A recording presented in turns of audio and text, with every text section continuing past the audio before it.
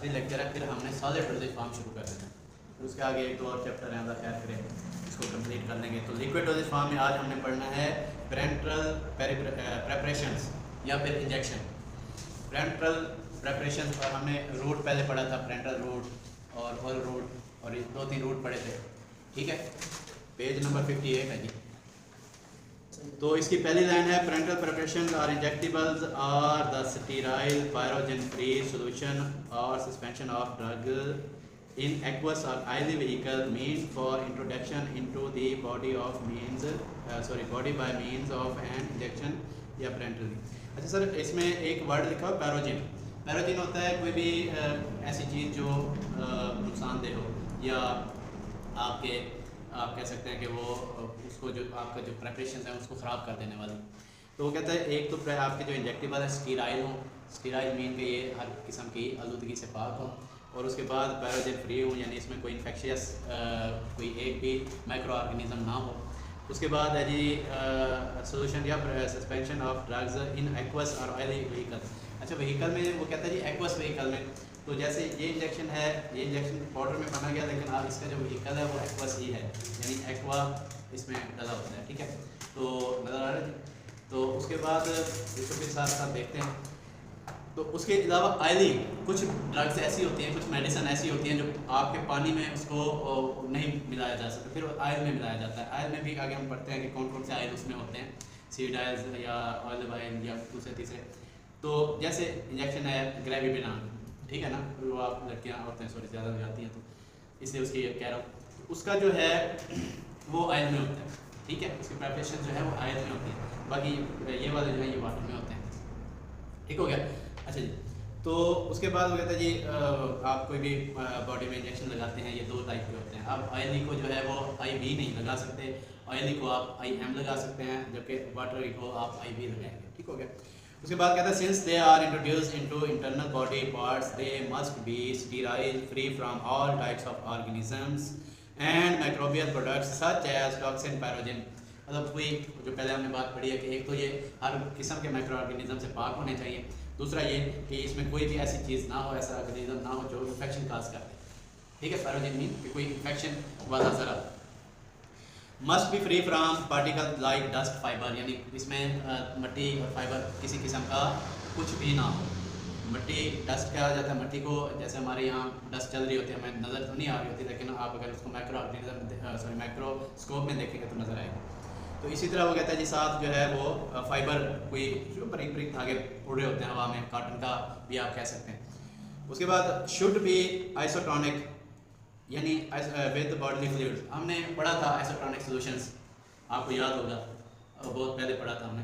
तो isotonic mean के same जो आपकी बॉडी का सॉल्यूशन है या उसकी जो परसेंटेज है वही आपकी जो आप जो अपने इंजेक्ट कर रहे हो, अपने अंदर जो सॉल्यूशन इंजेक्ट कर रहे हो उसकी भी वही वाली परसेंटेज हो। अब हम इसके देख लेते हैं एडवांटेजेस क्या है। Rapid onset and of acute in emergency situations, यानी IV रूट। आप कोई भी इमरजेंसी है फ़ौरन आप IV रूट का इंजेक्शन लगाते हैं, तो आप मिसाल के तौर पर आपको दर्द है तो आपका दर्द कवर हो जाता है, या आपको कोई और इशू है, आप बेहोश हो गए हैं, आपको इंजेक्शन IV देते हैं, आपको होश आ जाती है। तो उसके बाद most suitable route for non cooperative and unconscious patient, वही बात है जो मैंने आप पहले आपको कह दी कि अनकॉन्शियस बेहोश हो गए हैं या नॉन कोऑपरेटिव है, मीन टू से कि आप नहीं कुछ खा पी रहे, तो आपको IV दे दिया जाता है। उसके बाद है जी prolonged action of a drug can be produced by this route IM। अच्छा, पेरेंटल रूट में 2 है ना, IV और IM।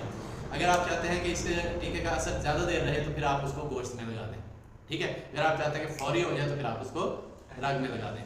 रग मीन वेन, आर्टरीज में नहीं लगाना, वेन में लगाना, ठीक है।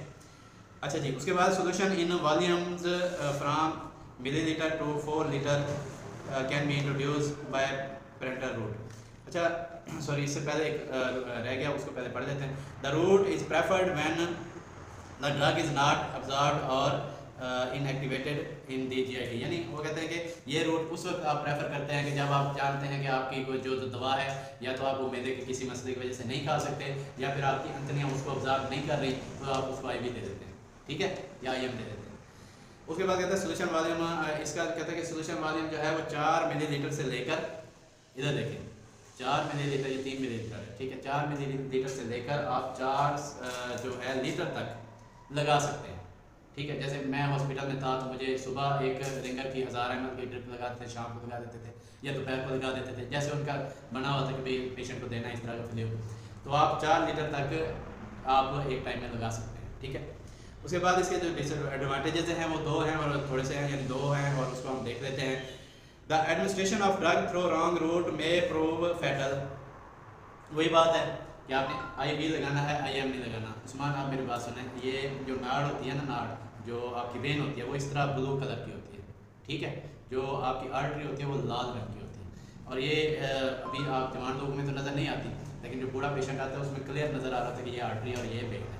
ठीक है, तो आप आर्टरी में लगाएंगे तो पेशेंट उसी वक्त फौत हो जाएगा।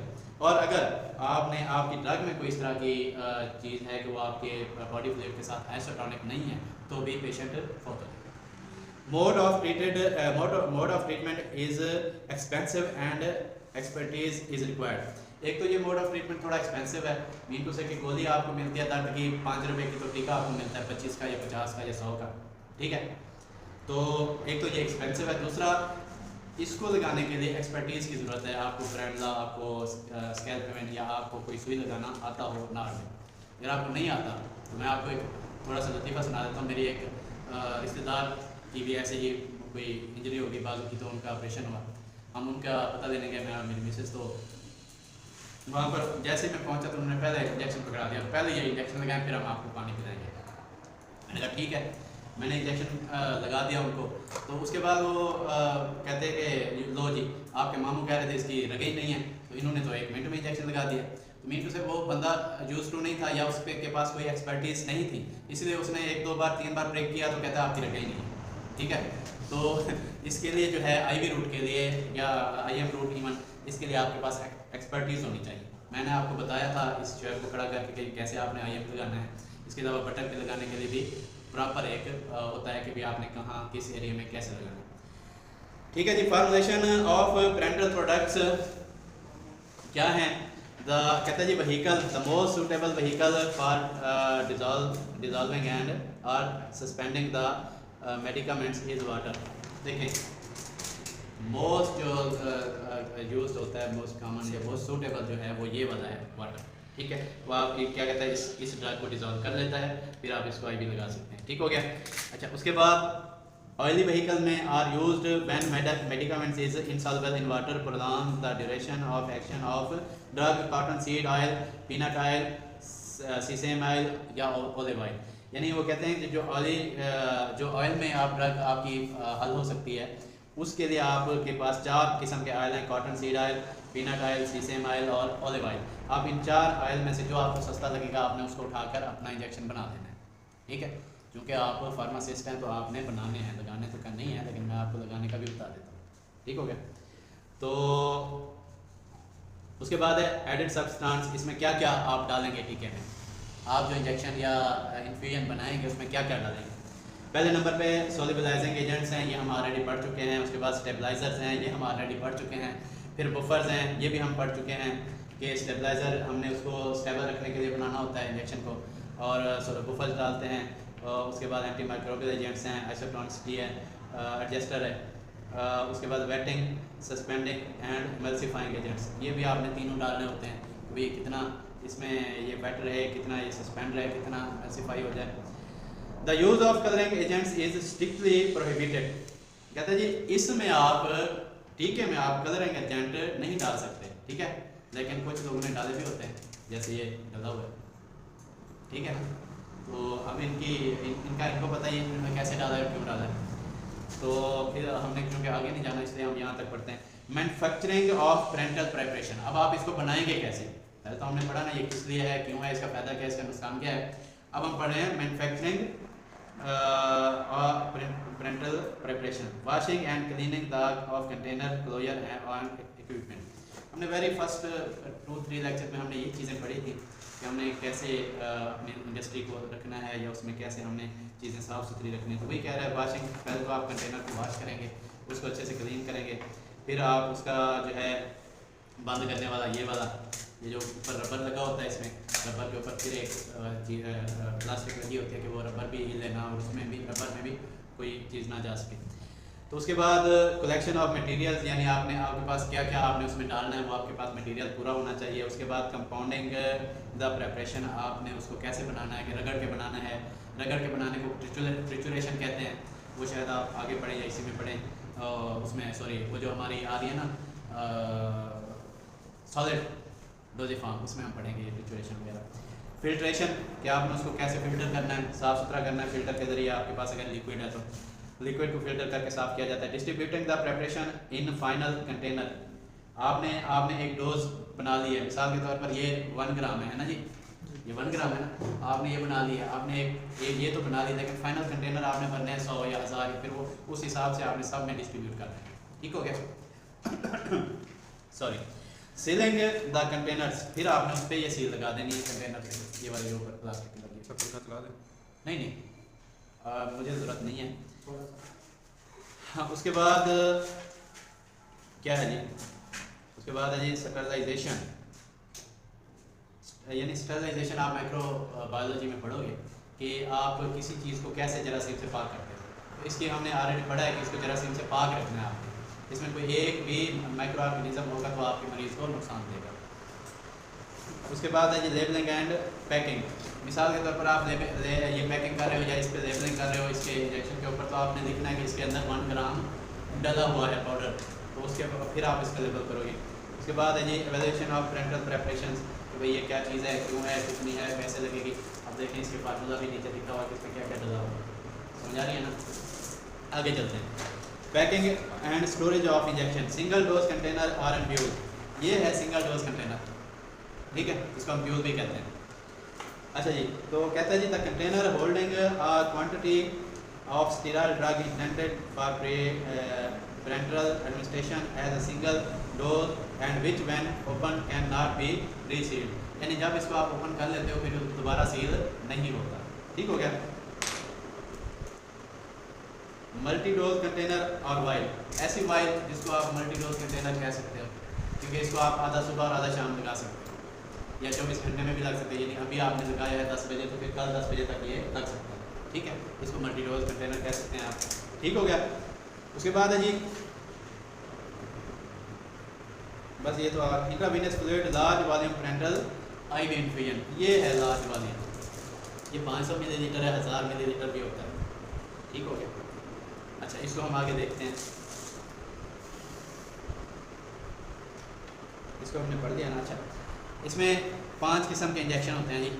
पहले नंबर पे 6 किस्म के, पहले नंबर पे जी डेक्सट्रोज इंजेक्शन, दूसरे पे dextrose and sodium chloride injection, तीसरे पे मैनिटॉल इंजेक्शन, रिंगर्स इंजेक्शन, ये वाला रिंगर्स है, इस पर लिखा हुआ है ना, ये रिंगर लैक्टेट, इसको नीचे रिंगर्स अकेला रिंगर ये लिखा हुआ है, लैक्टेटेड रिंगर्स, नज़र आ रहा है वो बच्चे, नज़र आ रहा है।